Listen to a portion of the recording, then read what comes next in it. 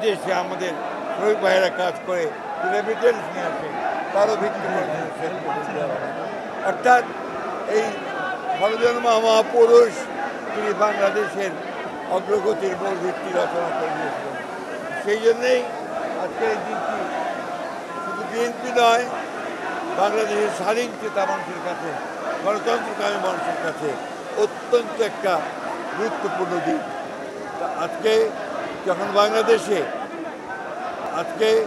যখন বাংলাদেশে বিভিন্ন রকম এই গণঅভ্যুত্থানের পরে যখন বিভিন্ন রকমভাবে একটা প্রচেষ্টা চক্রান্ত চলছে এই গণতন্ত্রকে আবার ধ্বংস করার জন্যে, সেই মুহূর্তে এই 7ই নভেম্বর বিপ্লব ও সংহতি দিবস আমাদেরকে সেই পথেই যেতে অনুপ্রাণিত করে, যে পথে সত্যিকার অর্থে আমরা বাংলাদেশে গণতান্ত্রিক রাষ্ট্র নির্মাণ করতে পারবো, একটা সমৃদ্ধ রাষ্ট্র নির্মাণ করতে পারবো, জনগণের ভোটের অধিকারকে নিশ্চিত করতে পারবো, বিচারের অধিকারকে নিশ্চিত করতে পারবো।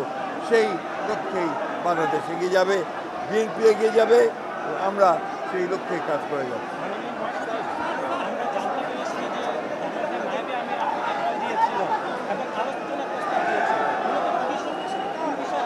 আমরা আমাদের বক্তব্য গতকাল স্ট্যান্ডিং কমিটি মিটিংয়ে খুব পরিষ্কার করে প্রেস রিলিজ করে আপনাদের জানিয়ে দিয়েছি, ওটাই আমাদের বক্তব্য।